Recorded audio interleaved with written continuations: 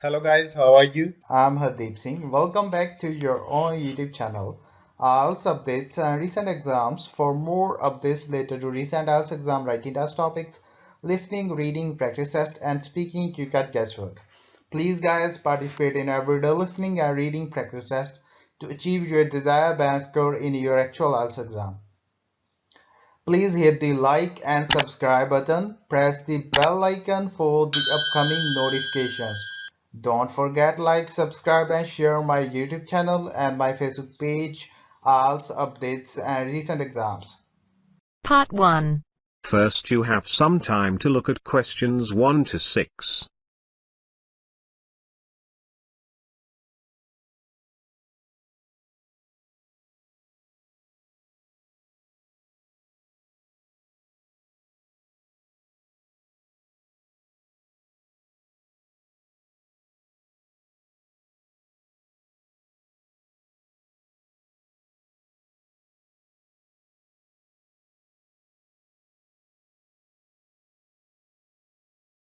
Hello. Thank you for calling Amazon. My name is Harry. How may I help you? Hi. Last week I have purchased one Bluetooth speaker. Unfortunately, it is not working now. Could you please help me out? Sure. We are happy to help you. Can I take some of your details? Yes. Go ahead. Okay. Can I know your name please? My name is Rose Smith, but you can call me Mrs. Smith. Okay. Mrs. Smith. Could you please help me out with your email? So that I can fetch your information? My email is ROSE_Smith@googlemail.com. Okay. It's your first name. Underscore last name at google.com. Let me just check you informations. Can I place your call on hold for a second? No problem. Mrs. Smith, as I can see you have bought 2 Bluetooth speakers. In order to move further, I will need your order number. Do you have it? Let me check. I must have it. Yes. Here it is. G Z L I 9753 V X 670 A. Thank you for providing me order number. Let me check. Okay. Red color, JBL speaker. So, now what kind of problem you were facing in it? Till yesterday, it was working absolutely fine. Since this morning I am unable to connect it with any of my devices. Really very sorry for the inconvenience. Let me note it down your problem. So, connection problem. Okay. Now what kind of resolution do you want? Refund? Replacement? Or money in Amazon wallet? Actually, I need this product, so please give me replacement unit. Okay. I am taking your replacement request. You will get confirmation email after this call. Let me just arrange pickup date for you. Yes. Here is the one free slot. Tomorrow, 28th March. Tomorrow? Could you please delay it one day? Actually, I am not available tomorrow at home. Let me check again. You are not available tomorrow, so day after tomorrow? Would that be fine? Yes. 29th of March is absolutely fine for me. Sounds great. So could you please tell me your preferred time? In late afternoons, will be very much fine for me. Okay. Day after tomorrow, late afternoons. Now listen carefully and answer questions 7 to 10.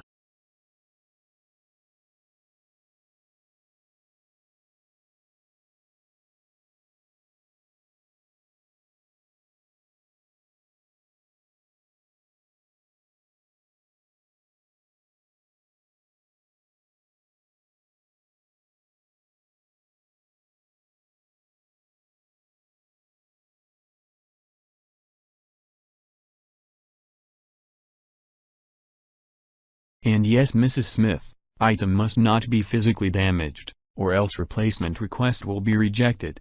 You need to pack speaker in original packing box. If you don't have, that's fine, we can understand. But you must keep your warranty card and all accessories with it. If you have service note from any authorized service center, please keep it with you, but again it isn't mandatory. Sure? I will provide all the required items, and yes, it isn't physically damaged. That's pretty cool. Apart from this, Do you have any other questions? Yes. I have some questions. I have heard about flash sale on Amazon. When exactly it is? Well, we had, and we have many flash sales in this month. Next flash sale is on coming Sunday. This Sunday. I am very excited for it. I have also heard about registration. Do I need to register myself to take part in this flash sale? If yes, how can I? Yes. Registration is mandatory. It is just a simple process, but it gives a lot information to us. Just give us missed call from your current mobile number, and you will get one link via message. Just click on that link and fill out your details, and hit the submit button. Okay. So, online process. Thank you for all the information. You're welcome. Thank you for calling Amazon. Have a nice day. That is the end of part 1. You now have half a minute to check your answers.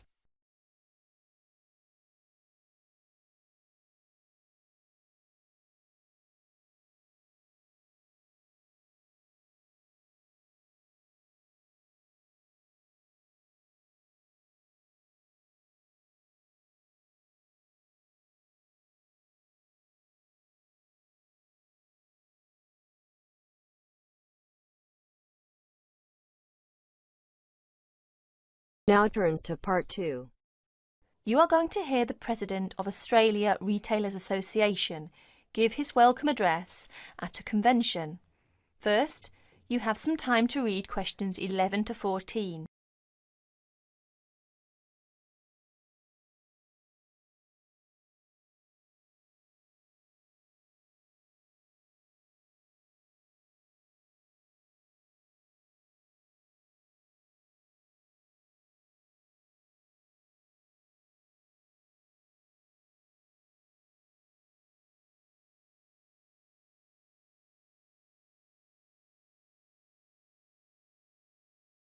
Could I have your attention for a few minutes, please? Allow me to introduce myself. My name is Norman Flagstaff, President of Australia Retailers Association. On behalf of the organising committee for our 3rd annual Retailers Convention, I'd like to welcome you all, some of whom come afar as Brisbane and Melbourne to this wonderful convention centre in our fair capital, Canberra, and hope you make most of your stay. We have been very lucky with the weather, and I sincerely hope that it keeps up for the rest of the week, and maybe even the following. No, I'm sure we won't be that lucky. I'm pleased to announce that we have received a record number of registrations for this year's week-long convention. For the first 5 days, we will be hosting more than 250 participants for the lecturers and workshops. And hopefully up to 300 will be coming for the following 2 days of commercial demonstrations. Another first is we have a record number of speakers, up from 20 last year to 25 this year, as well as having 3 guest speakers from abroad who I'm sure will provide us with a great deal of information of how business is conducted in Britain and also, I think it's the United States, is it? No, sorry, Canada. You'll note that we will be able to offer other overseas speakers in the next few years from different countries. Now you have a chance to read questions 15 to 20.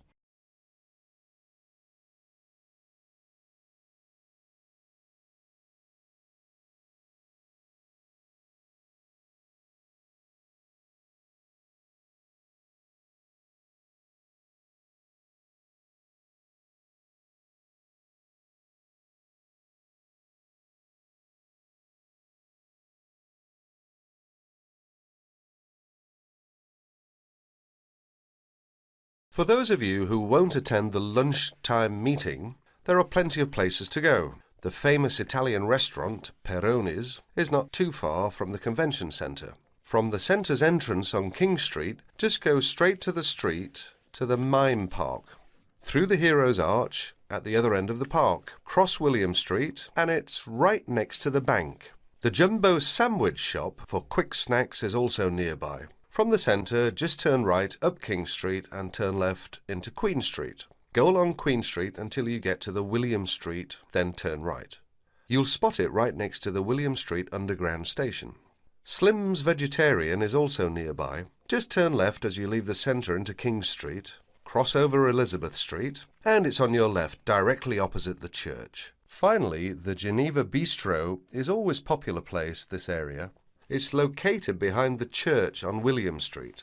Please make sure you're back on time, though. We don't want to finish too late. On the second part of the day, I'm afraid we will make a few amendments to the programme. It's important to note that the afternoon session will begin at 2:30 p.m. and will be finished at the time indicated on your programme. There have also been a couple of venue changes. The first being the talk on marketing by Jane Howard, which one now will be held in the green room on the second floor.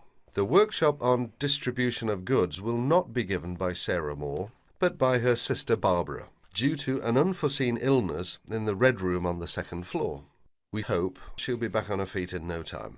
It's good of Barbara to step in right at the last minute. Finally, the workshop on advertising by Peter Newstead has been cancelled due to an airline dispute. On Friday, we'll be starting off the day with a new video presented by the Dow Keys Company as part of their opening lecture on merchandising. That's Friday the 27th. That's all for the moment. If you require any further information regarding the convention, you can talk to one of the many convention helpers wearing a distinctively blue and gold jackets. One thing before I finish, if there are any problems with times and locations of the day's activities, please remember that there is a notice board on the first. Is it the first? Yes, the first floor. Now, we hope you enjoy yourselves and we look forward to seeing you again. That is the end of part 2. You now have half a minute to check your answers.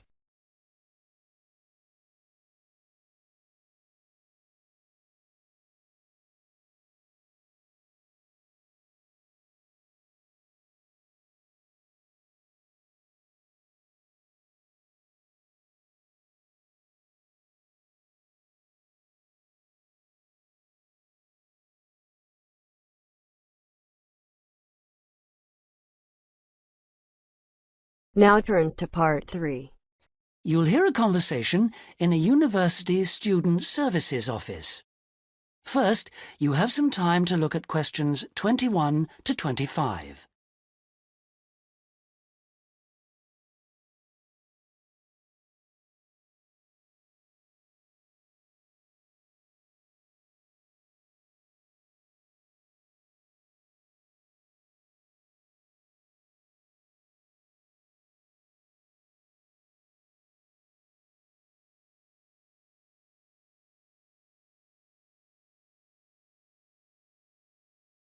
Hello, I'm Dawn Matthews. Yes, hello.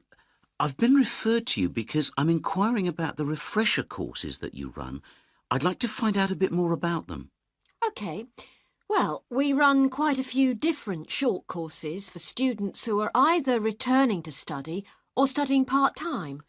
Tell me about your situation.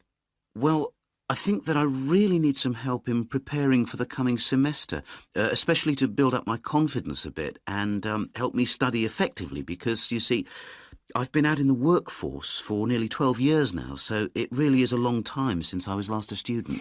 Yes, it can seem like a long time, can't it? Well, let me start by telling you what courses we have that might suit you. Are you an undergraduate or a postgraduate? Arts or sciences? Undergraduate, and I'm in the business faculty. Right then.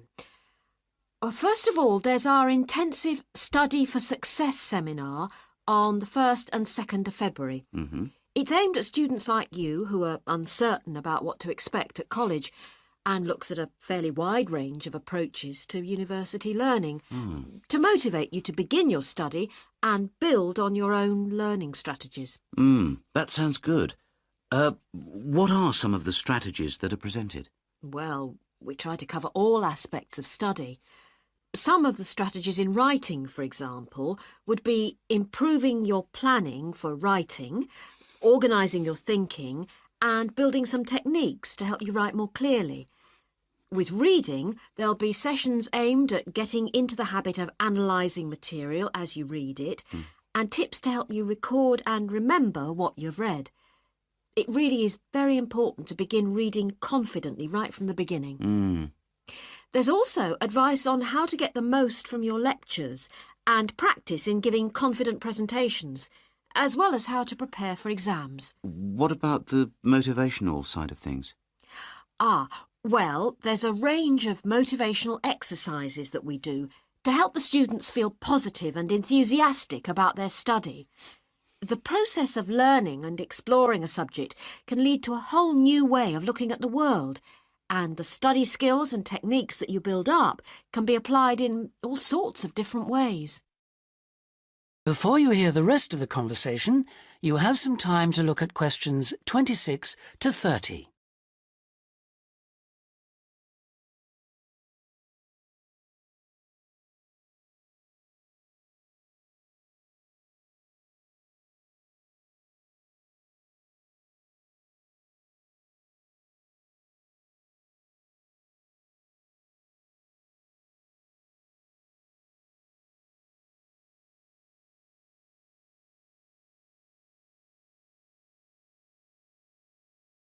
Actually, I'm very excited about the whole thing of taking up studying again, but, you know, I'm a little nervous about whether I'll manage to get everything done.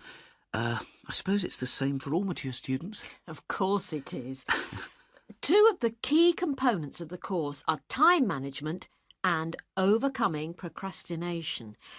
People discover that once they learn to plan their days, all the work can be accomplished and there'll still be time for leisure.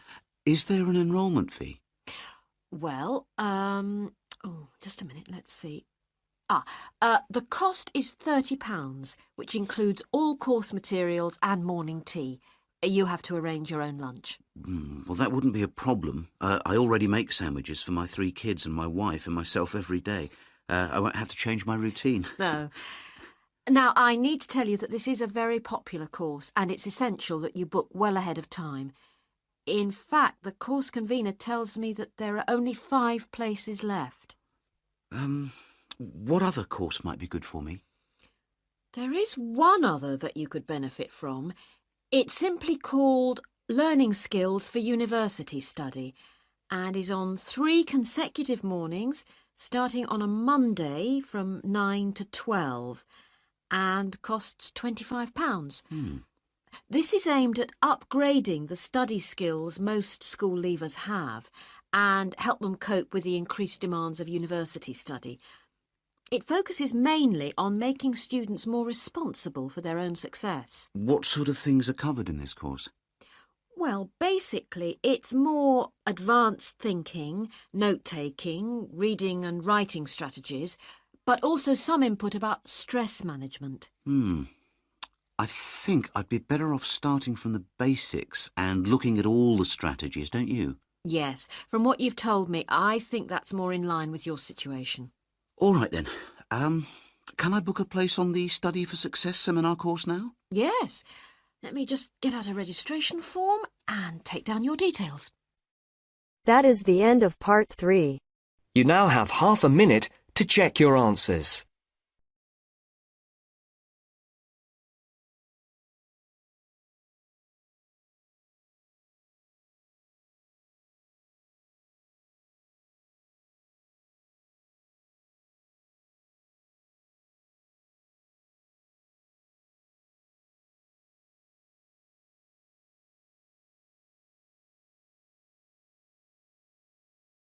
Now turns to part 4. You will hear a writer giving a talk about the different kinds of writing that the audience might want to try doing. First, you have some time to look at questions 31 to 40.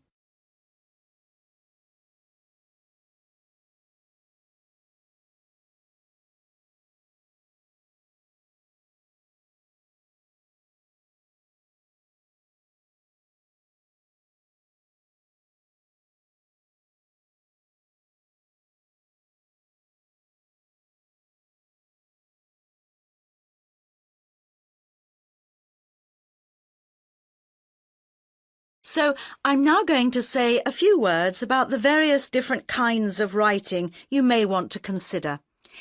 Each has its own challenges and rewards, and it's really a question of seeing what suits you best.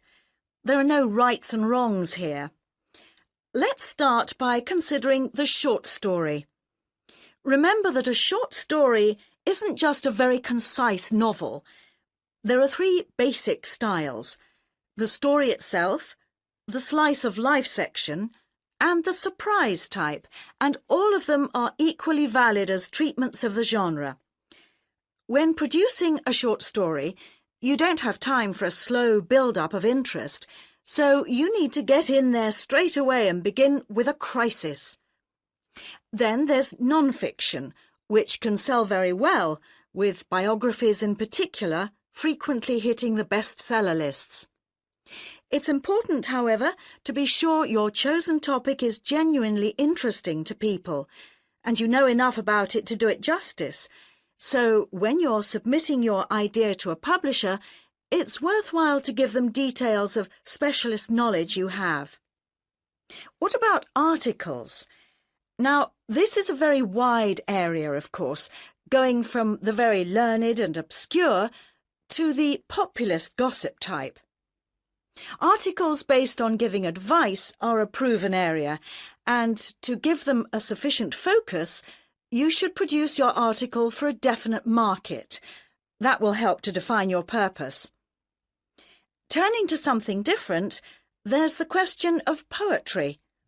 It's often hard to define what poetry is exactly. Maybe it's easier to say what it isn't. But it should be subtle, so the message of a poem oughtn't to be overly obvious. True poems let the ideas sit there for the reader to ponder. What they must do is sound good, like singing. So I recommend reading what you write aloud to yourself to check the melody. Well, then there's plays, which are basically novels, but told only through conversation. A playwright includes minimal instructions for actions, but not for every small action the actors will perform. Things such as moves towards sofa and so on are for the director to come up with. If you're thinking of trying your hand at a play, a good starting point would be to educate yourself a little in the art of acting, so that you know what the people who deliver your work can and can't do with it. What next? There's radio, of course. Radio uses an enormous range of material, and the BBC Writing for Radio Handbook contains information about all of this. To begin with, I suggest regional stations for sending your stuff to. The competition for national radio is extremely high. OK, another interesting area is children's literature. Now, very few, if any, children's books are published without pictures, but this doesn't mean that you, as writer, have to draw them. That's for the illustrator. What you do need to do is be clear who you want to write for. So fix on one age group, and then aim your stories at that.